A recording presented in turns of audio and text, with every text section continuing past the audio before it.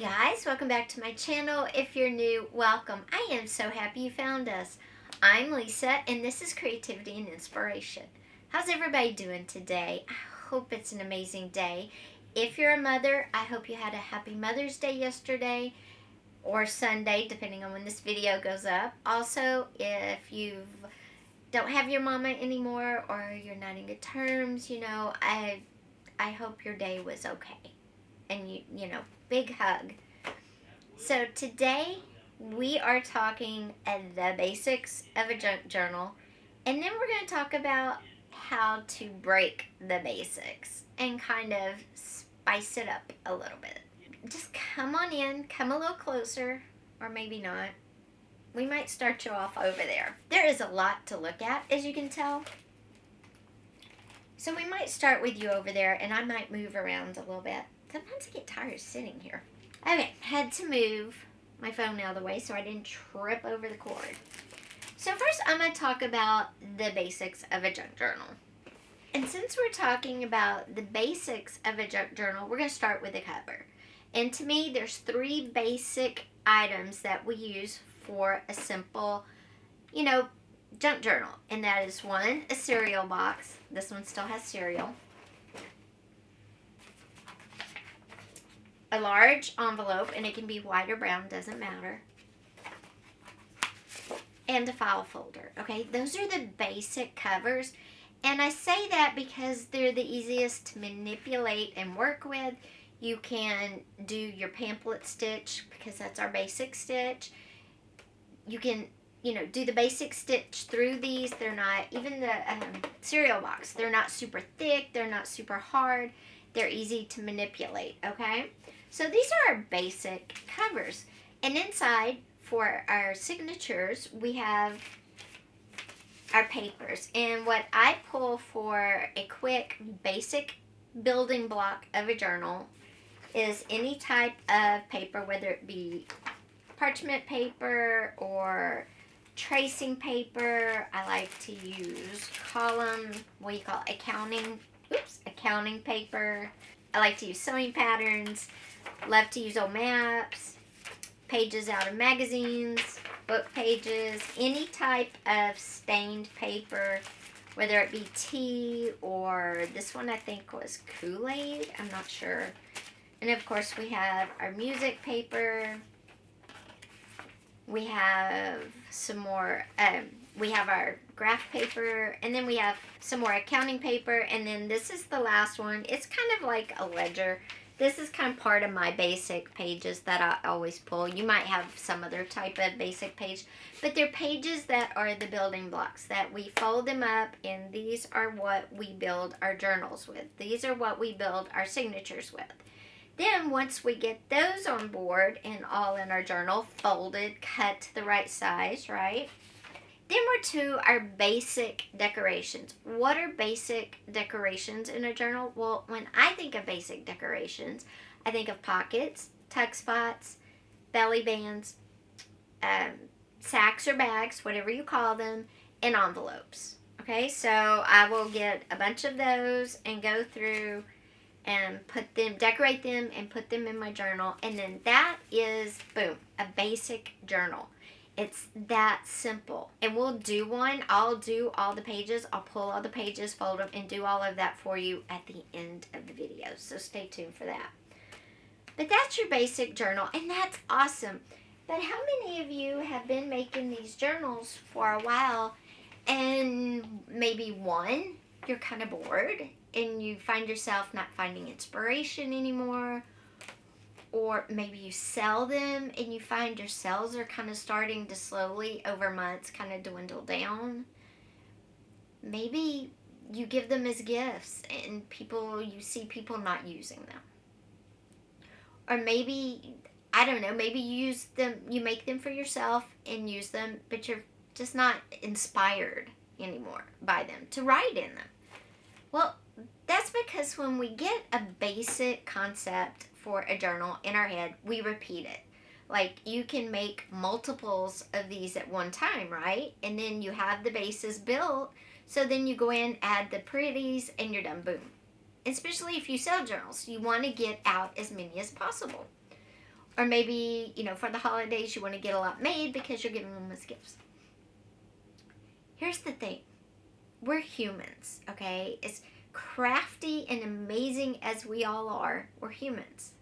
And we can get bored. And the people buying, if you sell them, the people buying your journals can get bored. The people you gift them to can get bored. So what do? You add a little spice. And how do you add spice? You throw in different things. And you might find, even doing this occasionally, not all the time, but occasionally it might boost your sales. It might boost your creativity. You might have family members asking you, oh, well, my birthday's coming up. Where's my journal? Or, my birthday was 2 weeks ago. Where's my journal? You didn't give me one this year. So, yeah, add a little spice. Mix it up. Well, how can you do that? Don't worry, I got you. Okay. You can still start with your basics, okay? Because no matter what we do, the basics are always going to be at least a part of a journal. But here's some things you can do to spice them up. Instead of putting all the same pages in, pull a few out and add in some different types of pages. Well, what would that be? For me, it's maybe using different types of cover material. For instance, a different size journal. So some examples would be, and I did a video on using these tiles from Dollar Tree. You can bend them. They make really cool covers. Even adding them to just in pieces of a cover. Like this one is the tile, the white tile one, right? What I would do is take an envelope cover, paint it, which is also a way you can spice up your covers for something different. I would cut out sections of these subway tiles and place them on my journal cover and then kind of make it like a painting. Like a wall with maybe some tiles falling off, or maybe you're putting up a new wall and it's your journal cover. So adding the unexpected, using simple materials that don't cost a lot, like these tiles from Dollar Tree, and it's not sponsored, by the way. Using paint on an envelope, okay? It really pops. It's unexpected. If it's unexpected for you, if you do this all the time, obviously it's not. Something else is different sizes. Make your journals smaller, thinner, or make them really small. Bind them in different ways, okay? Use different items, like I said, like notebooks. These make great journals. Okay, so once you've spiced up your cover, either by using a notebook, different size, or just changing up the material you used on the outside, or maybe even going real crazy and using a book. So once you've changed up your cover, what can you do inside to kind of break that basic, I want to say, to me, it's a basic blahness. I'm not calling yours blah. I love everybody's. But to me, when I do something over and over and over, and it's just, I'm doing it like my brain is not even engaged. I'm just doing it. Yes, it saves time, but it's kind of blah. So how do I break that basic blahness of my signatures? Well, there's a couple of things you can do.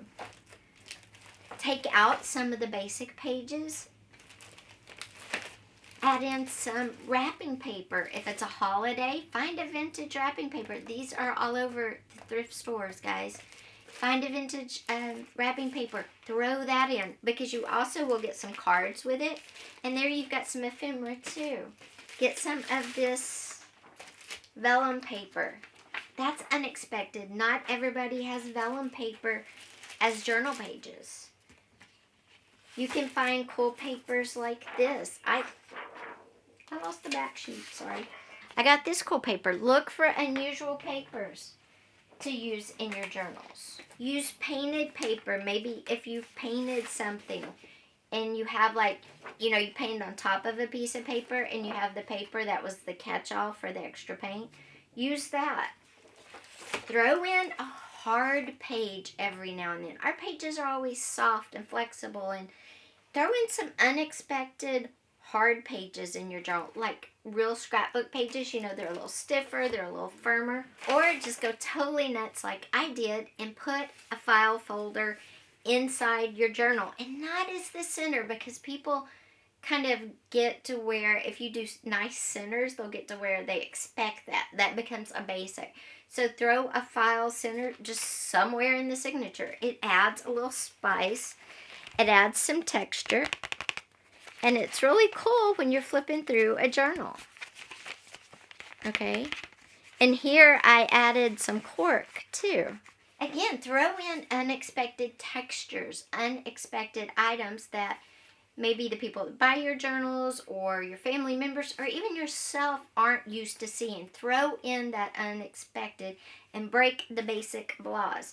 Also, what's nice to use is packing paper. If you get any packages in, get some packing paper out of the box and use it. Cardboard, it's a great unexpected item if you don't use it all the time.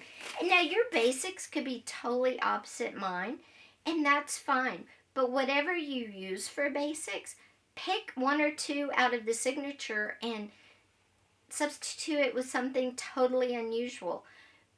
It's just a great way to keep things fresh, to keep, if you sell them, your customers interested, to keep family wanting them year after year, to keep you interested and engaged, because we do at some point kind of go, and kind of disconnect from what we're doing.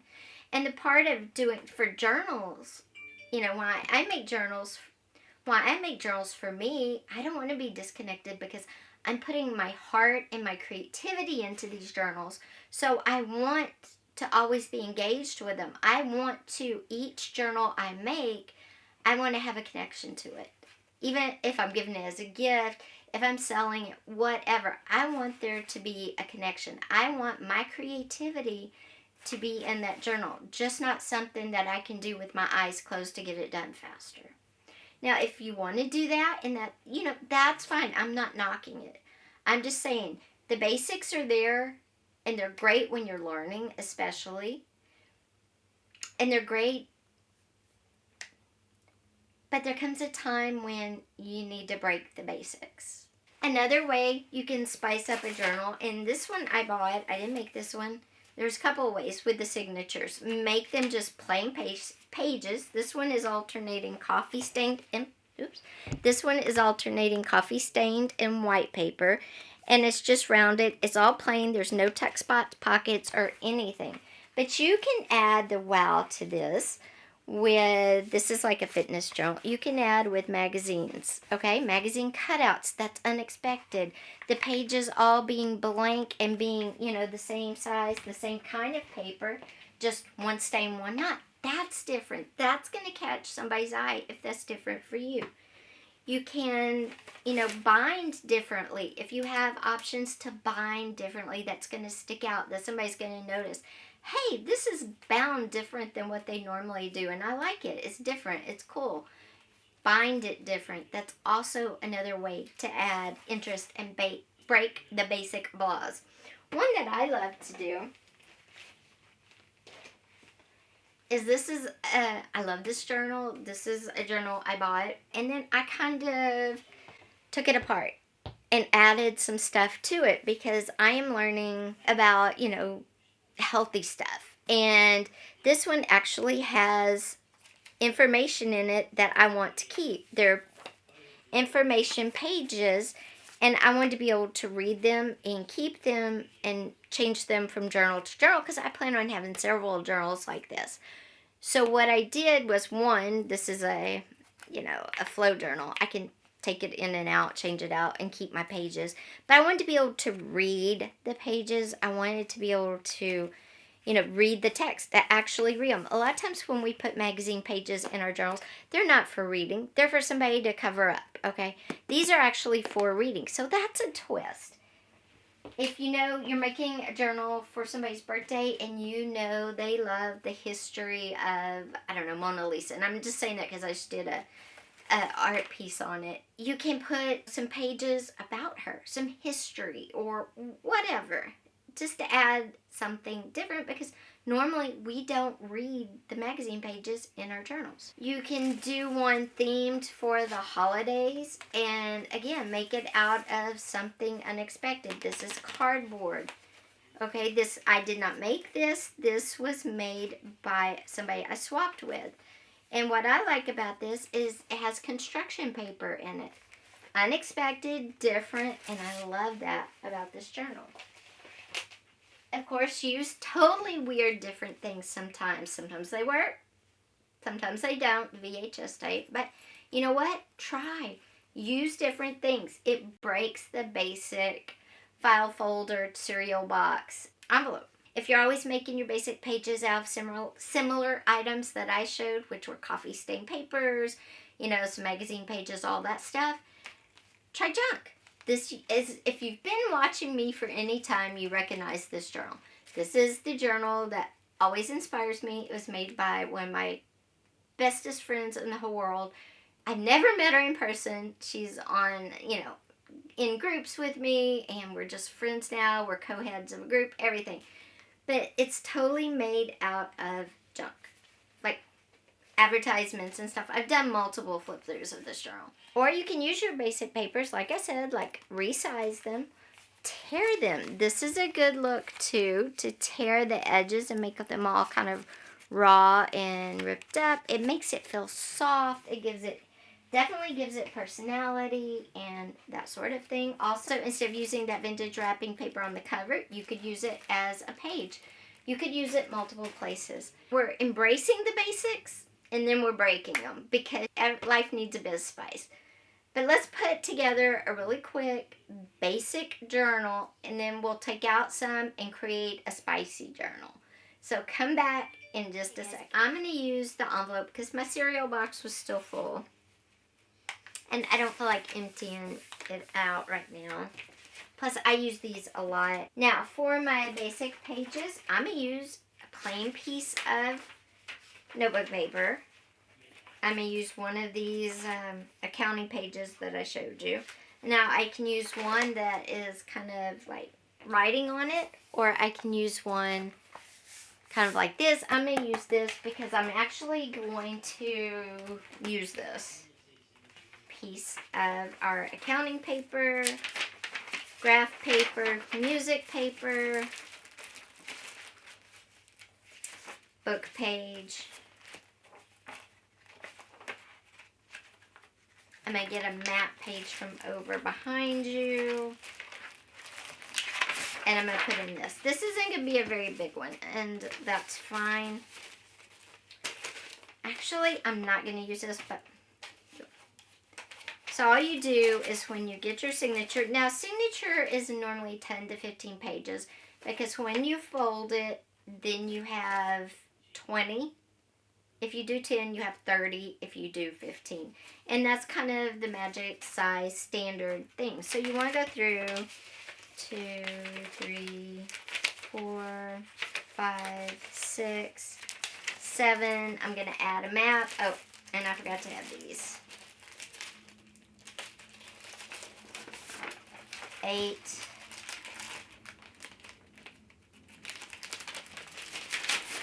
9, and then I'm going to add a piece of map. So let me get that. Put all of my pages, that's 10 pages now. I'll put them all together. And I'm going to fold them.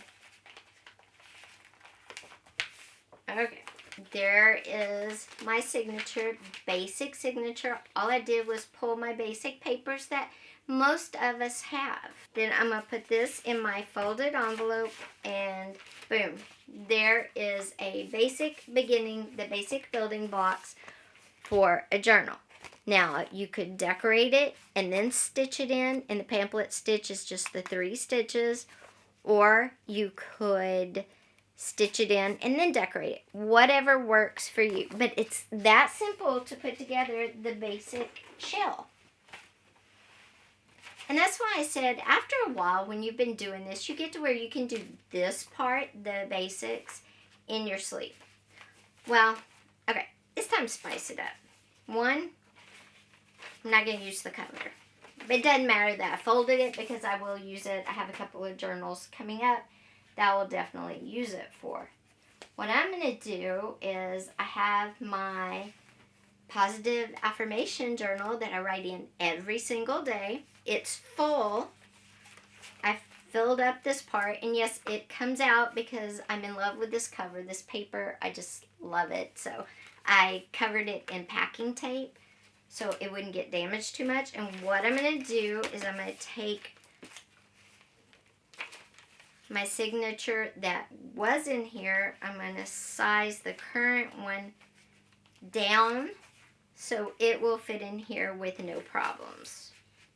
And boom, I have a new positive affirmation journal. And the way I bind this, because I'm always taking it out and putting it back together, is I use big rubber bands. So I'm just going to use my big rubber band, which is a different way to bind it. And that's it. Boom.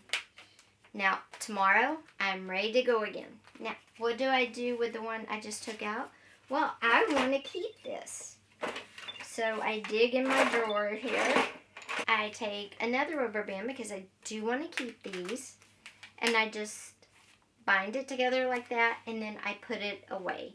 And I'll have it if I ever want to go back and look at it. This is a really spicy way to kind of break the mold. Because sure, I could have taken the basic journal and made it an affirmation journal. That's fine. But would I really want to write in it? Not if I think it's boring. Not if I think it's blah. But this is fun. It's sassy. And I'm going to write in it. I did two of the things we said. One, I bound it different and I changed the size. I kept the papers the same. So what if next time we change up the papers? What would I do? Well, I like to put file folders inside my journal. So I would probably come, I actually have one up there, and split this in half and fold it and use this as a page instead of maybe one of the tea stain pages. Okay, I would probably pull another page, maybe the music paper, which we use all the time, and maybe put a paper bag in instead. I would definitely, for pockets, I would go for a napkin and this piece of ridged cardboard, and I would decoupage the napkin on here, cut it, and make this a pocket in a not-so-basic journal. When you're creating, remember, yes, it's easy to boom, boom, boom, boom, and you have your basics, and those are good. They can be very beneficial. But remember, they can also kind of drive you into a slump. So anyway, guys, I hope you enjoyed this video. Next video coming Thursday is adding bling to our journals and ways to do it. I will see you then. Take care. Thanks for being here. Oh, don't forget, hit that thumbs up if you like this video. Don't forget to hit the subscribe button with that little bell, because I know you're watching. I would so appreciate it. Take care. I'll see you next time. Bye-bye.